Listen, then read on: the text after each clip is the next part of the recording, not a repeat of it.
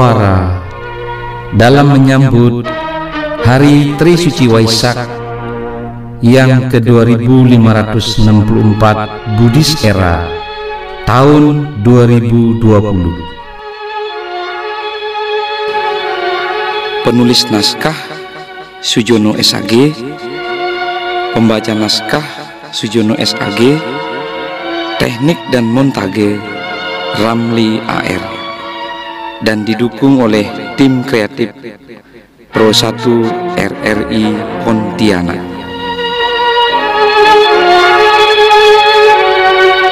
Seorang pangeran dilahirkan pada bulan Purnamasidi di bulan Waisak di sebuah hutan pohon sala.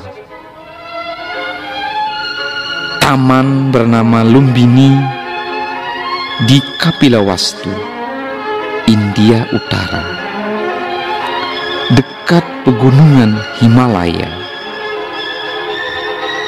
Pada sekitar abad ke-6 sebelum Masehi, secara tradisional tahun 623 sebelum Masehi, dan berdasarkan pada penanggalan sejarah pada tahun 563 sebelum Masehi.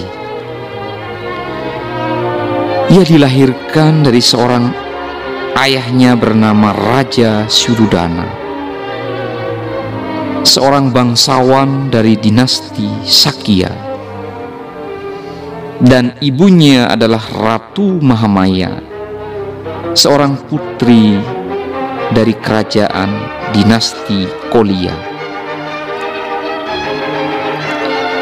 Pada hari kelima kelahiran pangeran, Baginda memberikan nama kepada putranya Siddhartha, yang berarti tercapailah cita-citanya. Dewi Mahamaya wafat seminggu setelah melahirkan putranya. Adiknya Dewi Mahaprajapati untuk diserai tugas dan tanggung jawab dalam mengasuh dan mendidik Pangeran Siddhartha. Pada suatu hari, Pertapa Asita yang berdiam di pegunungan dekat istana Raja Suddhodana memperhatikan sinar yang memancar terang di istana dan memutuskan untuk mengunjungi istana. Baginda menyambut kedatangan Pertapa Asita sambil memperlihatkan putranya.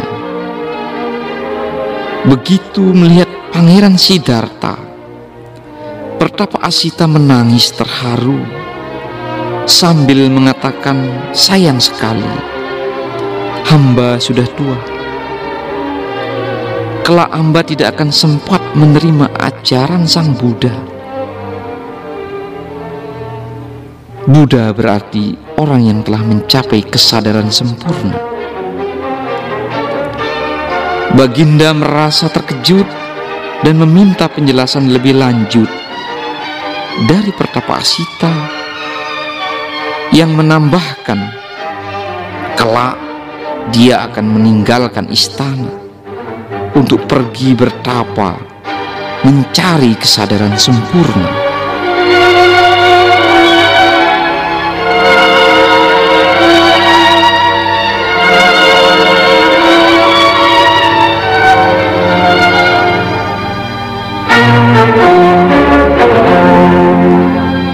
Baginda seharusnya bahagia karena pangeran adalah permata dunia yang mampu membebaskan makhluk-makhluk dari penderitaan. Dia adalah cahaya abadi dunia yang tak kunjung padam. Kata-kata Pertapa Asita membuat Baginda tidak tenang siang dan malam, karena khawatir kalau putra tunggalnya akan meninggalkan istana dan menjadi pertapa, mengembara tanpa tempat tinggal. Untuk itu, Baginda Raja memilih banyak pelayan untuk merawat Pangeran Siddhartha agar putra tunggalnya menikmati hidup keduniawian. Segala bentuk penderitaan berusaha disingkirkan dari kehidupan Pangeran Siddhartha, seperti sakit, umur tua, dan kematian, sehingga pangeran hanya mengetahui kenikmatan duniawi.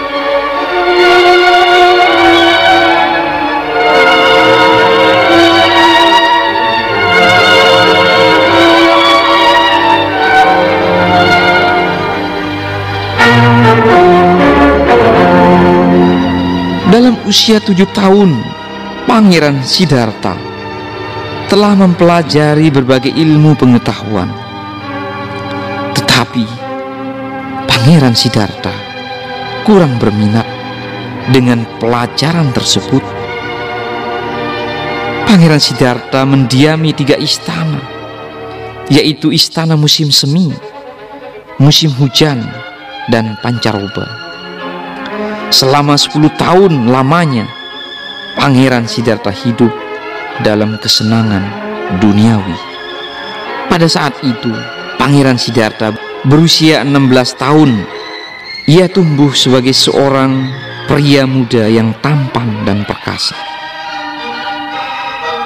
Namun, perangainya yang suka merenung serta welas asihnya yang tanpa batas semakin jelas.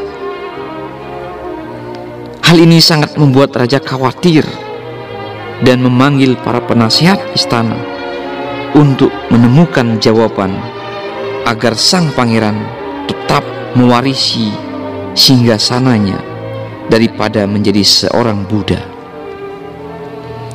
Dan akhirnya diputuskan untuk mencari gadis tercantik dan menikahinya dengan pangeran.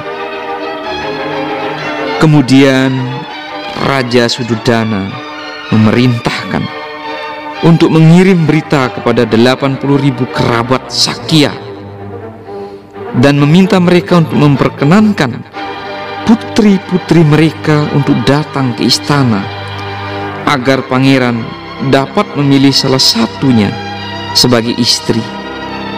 Dan akhirnya Pangeran Siddhartha memilih Dewi Yasodhara sebagai istri.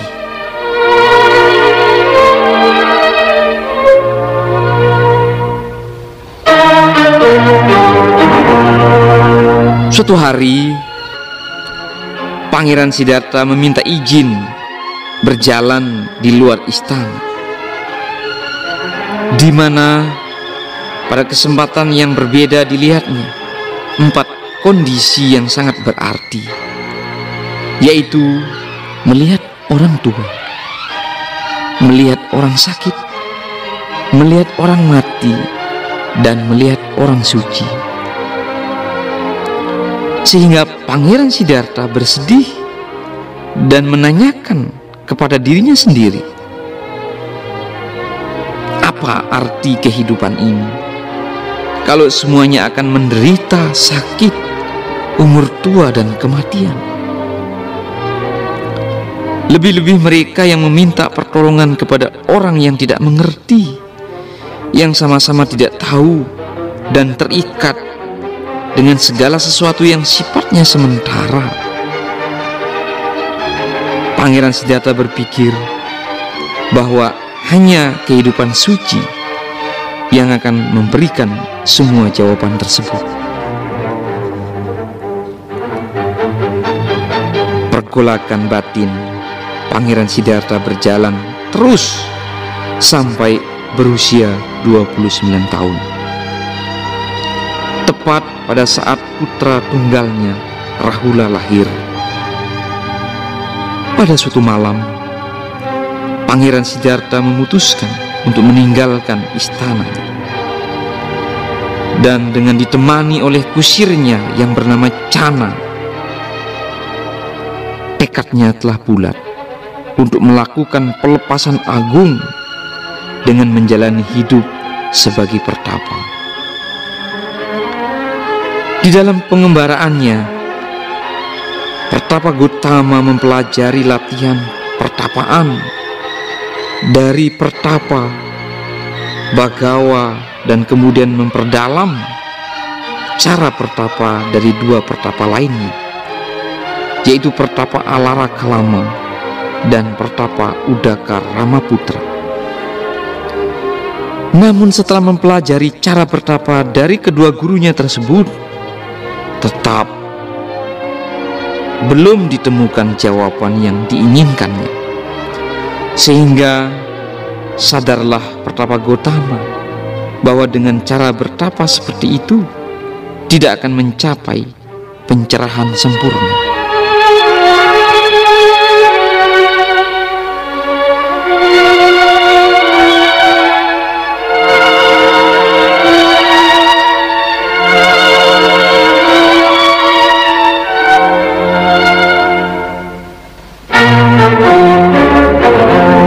Setelah mencapai pencerahan sempurna, Pertapa Gotama mendapat gelar kesempurnaan yang diantara lain adalah Buddha Gautama, Buddha Sakyamuni, Tathagata, yang artinya ia yang telah datang, ia yang telah pergi, Sugata yang artinya yang maha tahu, Bagawa yang artinya yang agung, dan sebagainya. 5 pertapa yang mendampingi beliau di hutan Uruwela merupakan murid pertama Sang Buddha yang mendengarkan khotbah pertama Dharma Cakra Pawatanas Sutta, di mana beliau menjelaskan mengenai jalan tengah yang ditemukannya, yaitu 8 ruas jalan kemuliaan, termasuk awal khotbahnya yang menjelaskan 4 kebenaran mulia atau yang disebut dengan Catur Arya Satchani. Akhirnya Sang Bagawa memikirkan kelima pertapa yang disebut dengan Pancawigya Bhikkhu yang menjalaninya semasa ia melakukan tapa berat di hutan Uruwela. Dengan mata Budanya yang murni melampaui kemampuan pandang manusia, ia mengetahui bahwa mereka tengah berdiam di taman rusak Isipatana di dekat Varanasi. Demikianlah setelah tinggal di hutan Uruwela selamanya yang dikendakinya, ia berjalan menuju Varanasi. Setelah itu Sang Bagawa menyatakan bahwa dirinya telah berhasil mengatasi kelahiran dan kematian dalam hidup ini dan akan mengajarkan dhamma yang ia temukan kepada mereka. Dan setelah kelima pertapa itu dapat diyakinkan oleh Sang Bagawa, kelima pertapa itu duduk diam dan siap menerima petunjuknya. Sang Bagawa membabarkan khotbah pertamanya yang bernama Dhammacakka Pawatana Sutta, yaitu khotbah mengenai pemutaran roda dhamma. Dalam khotbah ini Sang Bagawa membabarkan kepada 5 pertapa tersebut bahwa terdapat 2 jalan ekstrim, yaitu pemanjaan diri dan penyiksaan diri yang harus dihindari oleh orang yang telah meninggalkan keduniawian. Ia membabarkan 4 kebenaran mulia. Ia juga menunjukkan latihan jalan tengah yang terdiri 8 faktor, yaitu jalan mulia berfaktor 8. Kelima pertapa mendengarkan dengan seksama dan membuka hati mereka terhadap ajarannya. Dan ketika khotbah itu tengah dibabarkan, pandangan tanpa noda dan murni terhadap Dhamma muncul dalam diri kondanya. Ia memahami apapun yang muncul pasti akan berlalu.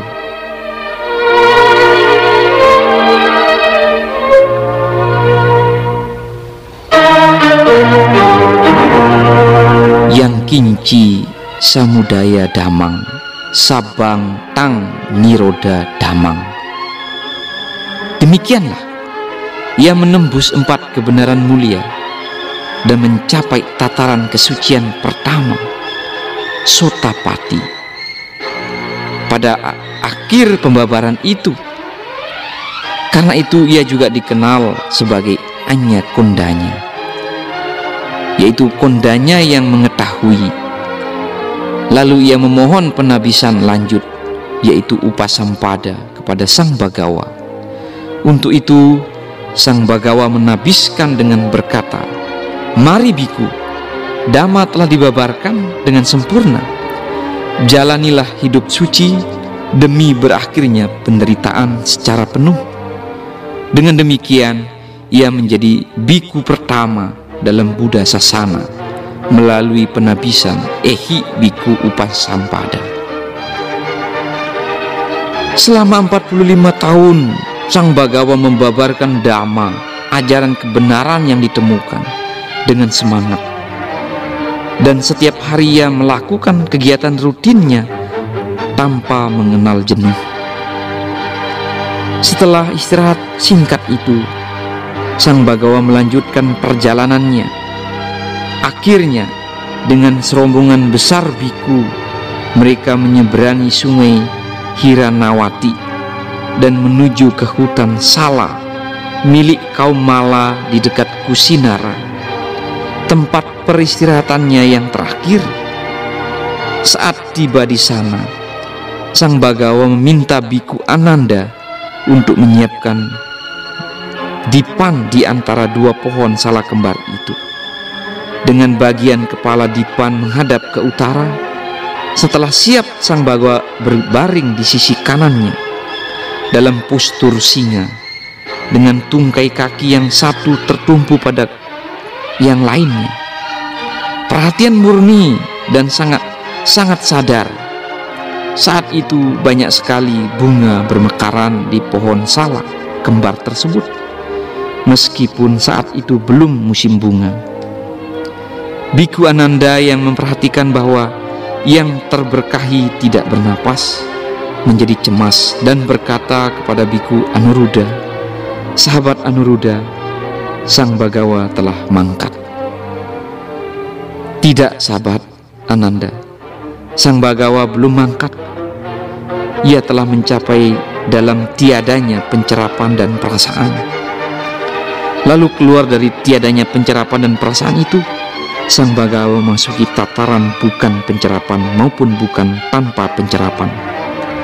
Setelah itu ia memasuki tataran kekosongan, tataran kesadaran nirbatas, dan tataran ruang nirbatas.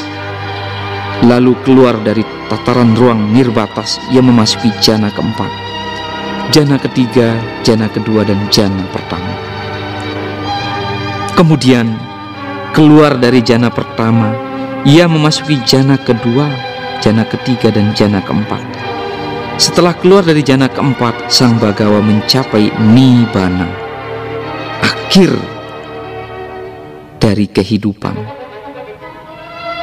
menuju Nibbana atau Nirwana. Tepat saat Sang Bagawa mencapai Nibbana atau Nirwana, terjadilah gempa yang dahsyat dan mengerikan, diiringi guntur yang menyebabkan orang berdiri kudunya yang merinding.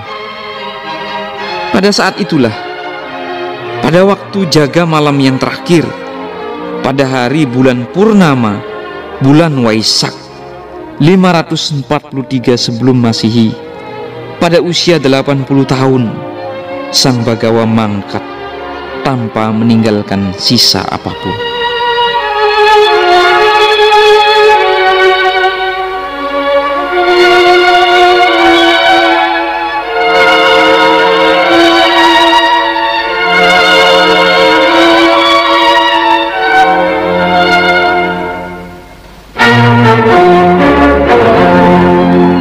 Demikian makna peringatan Waisak dalam acara Langen Suara memperingati kelahiran Bodhisattva Siddhartha Gautama 563 sebelum Masehi di Taman Lumini. Kemudian memperingati Bodhisattva Siddhartha Gautama mencapai penerangan sempurna dan menjadi Buddha di Buddha Gaya pada tahun 588 sebelum Masehi, dan Sang Buddha mencapai Mahaparinibbana pada tahun 543 sebelum Masehi di Kusinara.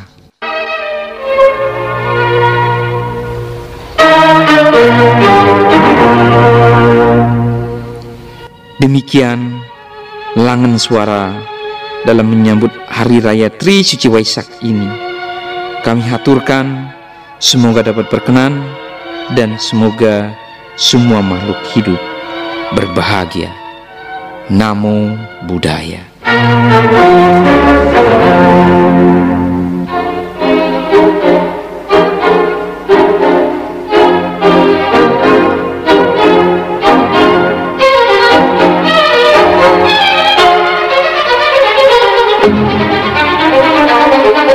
Thank you.